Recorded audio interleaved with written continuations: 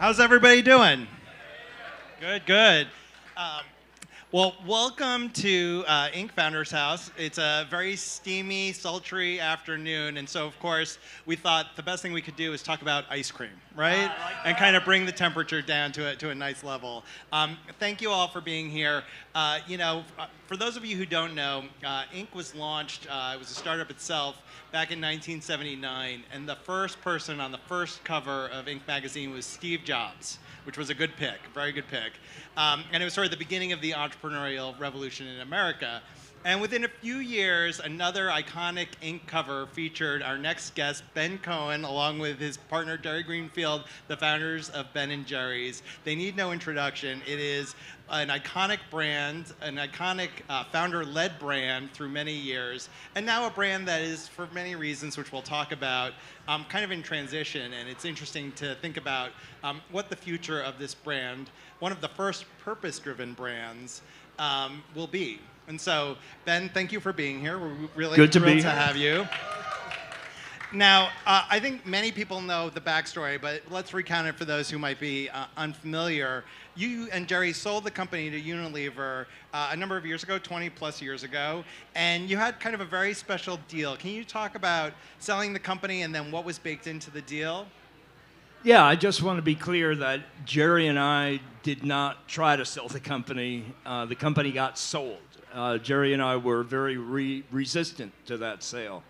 We had originally gone public just within the state of Vermont and essentially sold shares to our neighbors. And then after a while, we went public nationally.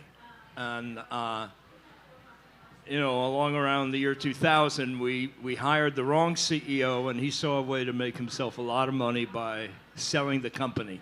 And he put that in motion. So, what was your question? Well, so as we think about, as part of the transaction, right, there was like sort of special clauses baked in. Right. So because we were so resistant, and the reason we were so resistant is that we felt like if the company became owned by an entity that didn't have a social mission, that the social mission would die. And so there were a lot of negotiations, and eventually we came up with this unprecedented governance structure that provided for an independent board for Ben & Jerry's that has legal authority over the social mission, the quality of the product, the use of the trademark, marketing, and Unilever has control over finances and operations. And, that relationship worked pretty well for a while until Unilever and Ben & Jerry's agreed that Ben & Jerry's would pull out of the West Bank because continuing to sell in the occupied territories was inconsistent with the values of Ben & Jerry's. And what year was that? That was around 21. And what happened was that there was so much pushback from Israel. The head of Israel called up the head of Unilever and said, hey, if you don't make this right and get Ben & Jerry's back here, we're going to kick out all of the different Unilever businesses from Israel, and there were a lot of them. And so Unilever went back on the deal and sold the rights to Ben & Jerry's to an Israeli. So like licensing the brand? Yes, right. And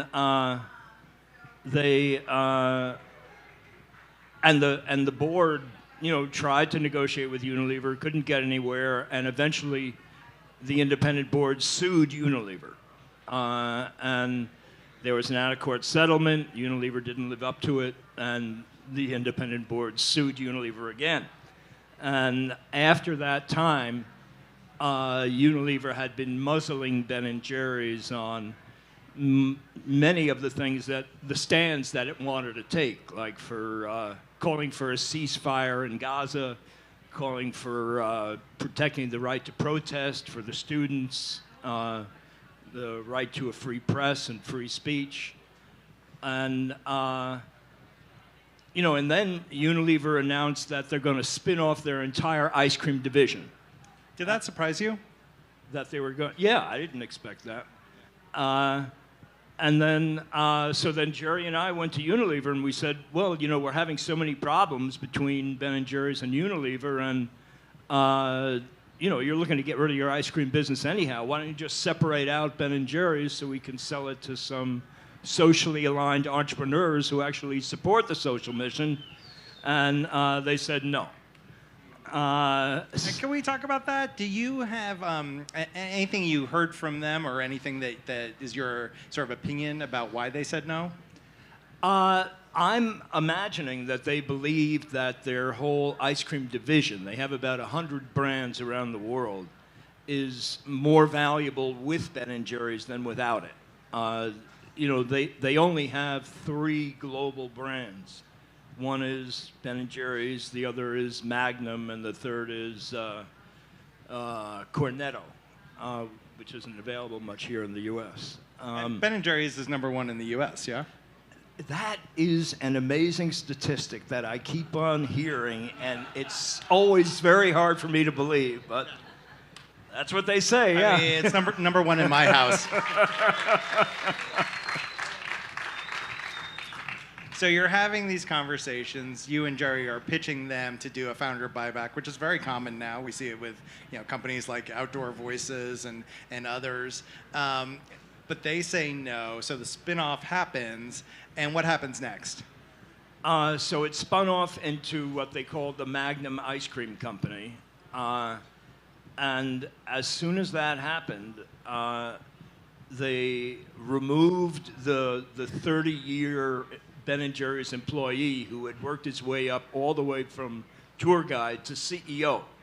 And, you know, he had a responsibility to take direction from the independent board and from Unilever.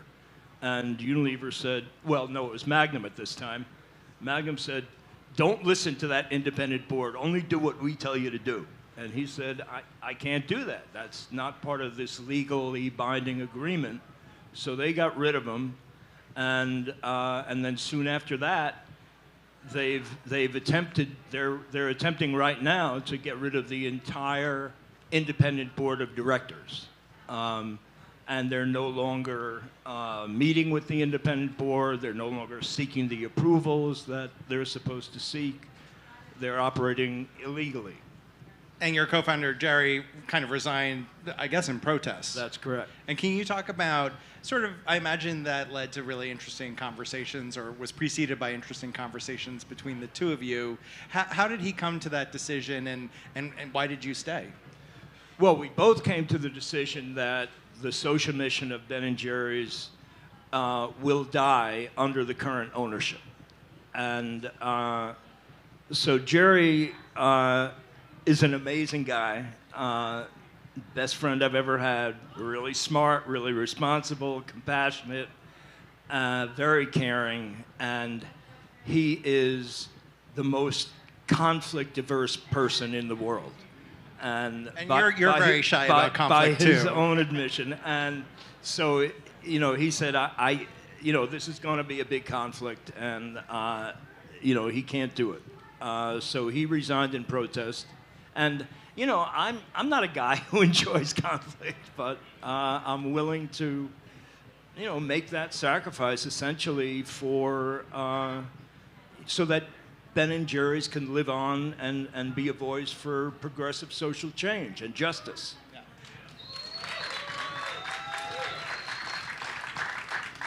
So one thing I think is interesting is, you know, you started the company. What year did you found it?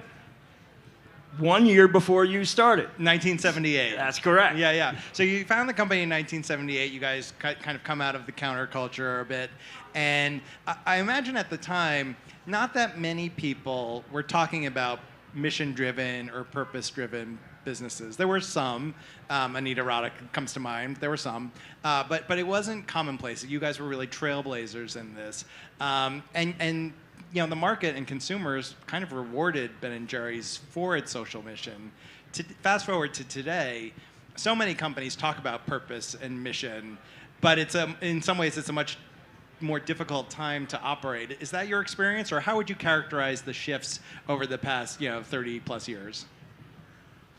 Well, when when Ben & Jerry's was first starting, I was going to the bookstore looking in the business section for books on how to run a socially responsible business, and there weren't any.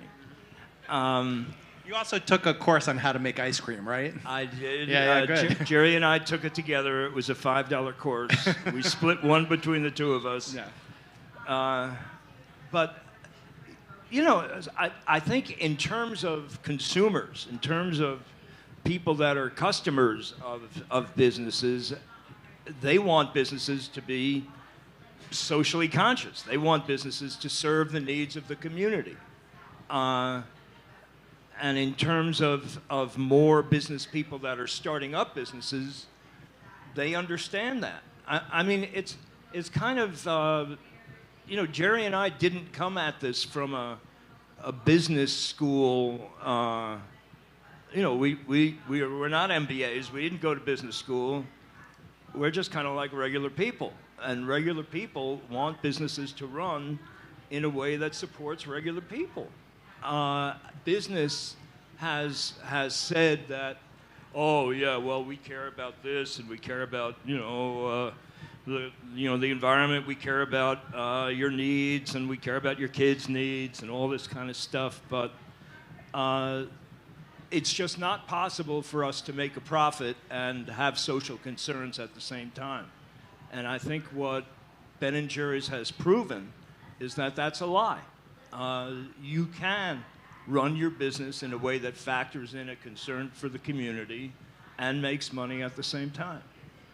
Now, why do you think that this latest period has been sort of the most difficult for you in navigating these questions with, the management of the company that you founded? Well, I mean, there is the latest situation, which is Trumpism. And, it seems like all these businesses are, including Unilever and Magnum, are bending over backwards to do whatever Trump says. If Trump says DEI bad, they say DEI bad. If Trump says don't talk about the rights of black people, okay, we won't talk about the rights of black people. And, don't support people's right to vote. They don't do it. I think it's horrible. I mean, I think the reality is that business is the most powerful force in our society. And if business wasn't supporting Trump, either overtly or tacitly, Trump would not be in power.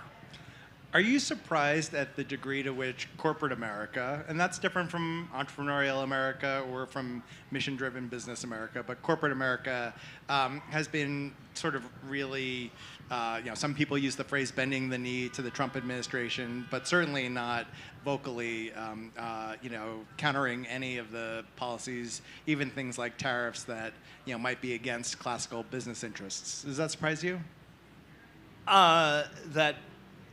I'm sorry, I got a little distracted by my phone. Yeah. What was that, Jerry?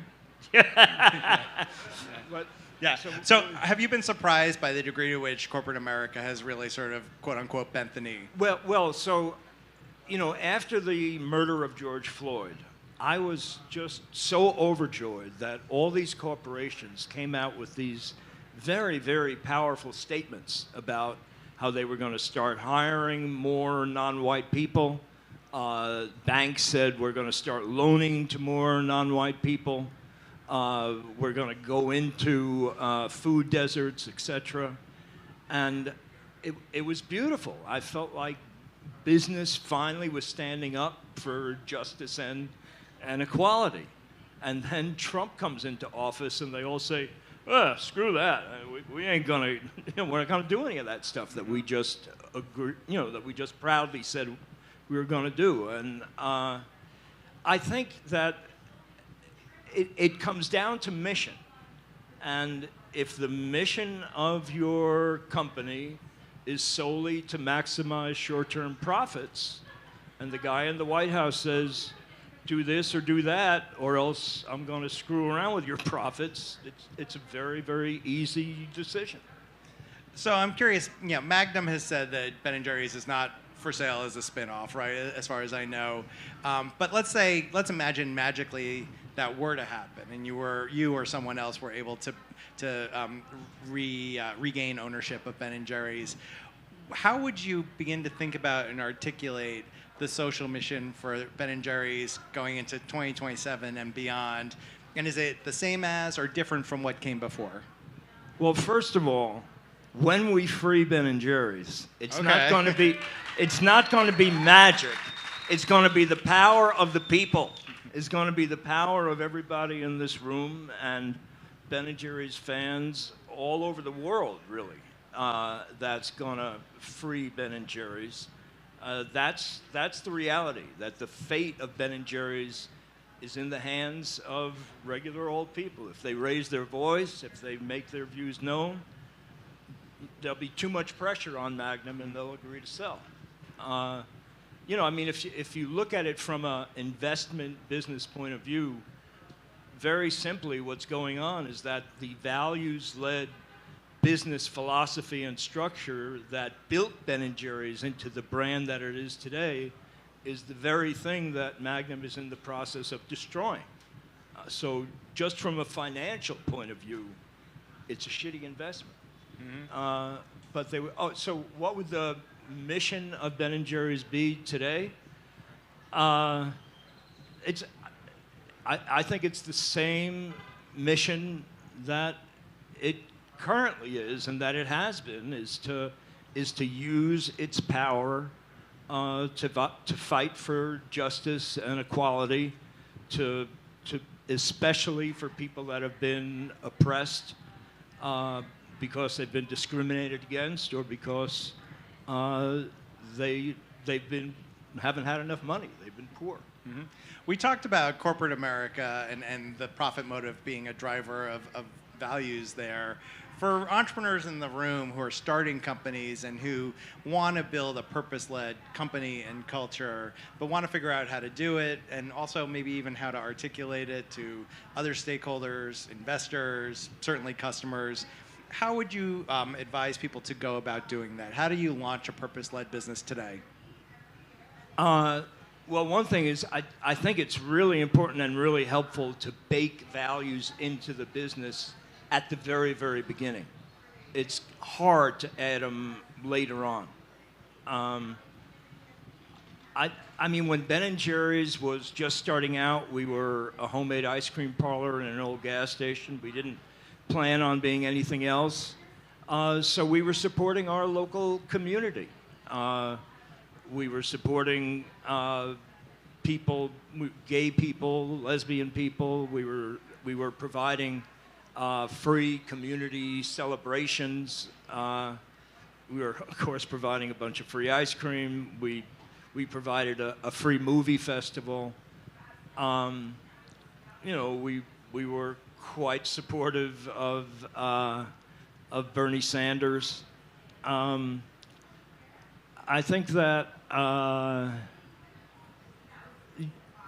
you in terms of the ingredients you use, the supplies that you buy, you can buy them in a way that prioritizes businesses that are working to help people. I mean, at Ben & Jerry's, we had a need for brownies, and we found a bakery that was run by a religious institution whose purpose was to help people that were formerly unemployable get jobs at that bakery. I mean, so they were hiring ex-convicts, ex-drug addicts, people who had AIDS at the time. And so just by consciously sourcing, we were able to have a positive impact. So there was Ben & Jerry's a B corporation? Yes. Does everybody know what a B Corp is? You want to talk about what a B Corp is? So, there's C Corps, there's S Corps. These are different legal structures to incorporate a small business under.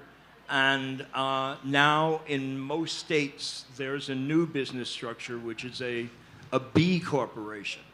And that requires the corporation to take into account the community benefits that's what they're legally required to do. And B Corps, it's been a movement over many years. It has really gained steam, and there are more and more B Corps every year. And yet, we do live in a time when it seems like companies sometimes have the purpose or mission-driven philosophy that they talk about and then don't quite keep up with it in terms of their actual operations. What do you see as the sort of state of the B Corp movement, and how do you think it should progress if it's going to be successful and ultimately deliver on what it's supposed to deliver on? Well, it's interesting.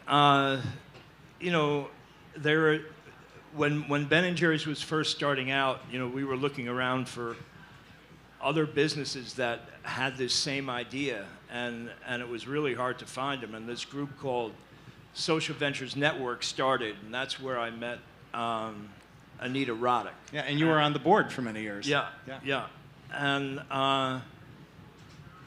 And so that was supporting smaller businesses that had a social mission, and then. And do folks know Anita Roddick of The Body Shop? Yeah. And how was her philosophy the same as or different from Ben & Jerry's? I think it was pretty much the same. Yeah. They were campaigning for various human rights and social justice issues at their shops. They were sourcing their ingredients in a way that supported instead of exploited the small farmers and harvesters that bought, that provided their stuff. But after SVN, so there was a there was a feeling that we need to form an organization that'll get bigger businesses involved, and that's when Business for Social Responsibility came in. And the problem with getting those guys in was that they weren't willing to be that socially responsible. And so the leader of BSR at the time said that, well, I'm going to let them in if they just say that they want to move in that direction, and then I'm going to try to, I'm going to get them to the table, and then I'm going to move the table. Well, I don't think that really worked. And then there was this whole movement of CSR, corporate social responsibility, and I don't think that really worked. I mean, it's just kind of... It was a good title. Lipstick on a pig. So, but I'm getting to your question, which I forgot. Well, I was asking, where do you think the B Corp movement goes from here? Oh, right. So I was just talking to David Bronner from Dr. Bronner's. Yeah. And he was saying what you're saying, that the B Corp movement is not really proactive enough, and that he and a few other companies, I think, are now starting another organization that is, when you talk about agriculture, they're focused on regenerative agriculture, which is, the next best, even a better form of growing food than organic agriculture. But that's, I don't know, that's what's going on. And what do you make of, switching gears slightly, there's so much today that's talking about workplace culture and less of a hierarchical top-down workplace culture, or something that feels more democratic. In theory, sharing equity and other programs like that, profit sharing, are meant to spread the wealth a little bit more within organizations. At the same time, we see crazy income inequality and wealth disparity in America. So how do you think people as managers should think about building company cultures that also support and embrace more progressive values? Well, the interesting thing when you mention corporate culture is that it somewhat requires people to be in the same place at the same time. And, the big issue at Ben & Jerry's, and I think in so many businesses, is they can't get people to show up at the office. Everybody's working from home. You're not a fan of that, or you are? It seems fine with me. I mean, if you're getting the work done, but the problem is that you miss out on those conversations, the informal conversations that people have together, and I think a lot of good ideas and innovation comes out of that. So, I don't have any answers there. Yeah, yeah.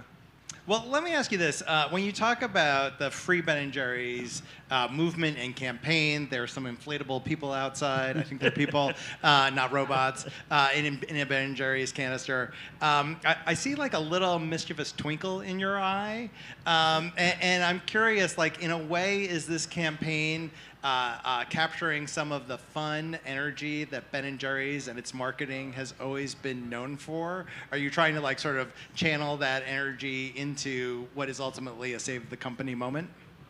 Yeah, absolutely. We need to do serious things in a fun way. People are more attracted to doing things in a way that's fun, and I think that goes for the work of nonprofits as well. Social justice campaigns, protests. There's a movement in terms of making those things more fun. I mean, make them attractive, and I think that's really been the key about the way Ben & Jerry's has taken social stands. They've done it in a way that's we're able to talk about serious issues in kind of a disarming way. I'm curious, entrepreneurs are the most creative capitalists, but typically they are capitalists. And do you consider yourself a capitalist? And is there a future for capitalism that gets to, a more humane outcomes in a more humane world than sort of what we've seen in recent years? Well, I'm certainly not in favor of capitalism as practiced in the United States. I think that the way it's supposed to work is that government is supposed to create guardrails and controls on capitalism, on business. And that's been flipped in the United States. So business is controlling government. And it's controlling our entire lives. It's controlling the news we get through the ownership of the media. It controls who gets elected through campaign contributions. It controls the laws that get passed through lobbying. And it's all done in the narrow self-interest of business. So that I am totally opposed to that. There are other forms of capitalism. There are social democracies that have a for-profit capitalist system. Bernie's a socialist. I don't know what kind of socialist he calls himself, but he's a socialist. The old definition of socialism was that it was ownership of the means of production by the state. That's not at all what we're talking about. We're talking about a form of capitalism that works for the benefit of society as a whole, instead of for the benefit of corporations and the 1%. Entrepreneurs are classically like the most optimistic people you know and meet, and they're always sort of, even when times are tough, they're looking at like sort of a positive outcome, a silver lining, an opportunity down the road. You're in a place where you've had tremendous success with Ben & Jerry's over decades, and yet now, you're sort of, as you say, trying to free the company, fighting for the future of the company. Do you retain a sense of optimism? How much, and what gives you that cause for optimism? Well, I do retain that optimism. I think about Martin Luther King's statement that the moral arc of the universe is long, but it does bend toward justice. I used to think, I don't know if that's such a good statement to make. People just think it's going to bend toward justice on its own. But it's not. That's not what he was saying. If we all work really hard to get it to bend, it will bend toward justice. But it takes a lot of work, and a lot of these struggles have gone on for generations. And you can still have a sense of optimism. I mean, I guess I do. I have a sense of optimism, absolutely. I think we're going to free Ben & Jerry's, and I think we're going to have a country that ends up caring more about the 99% than the 1%. Thank you. Ben Cohen, co-founder of Ben & Jerry's. Thanks so much for being here today at Inc. Founders House, and thank you all.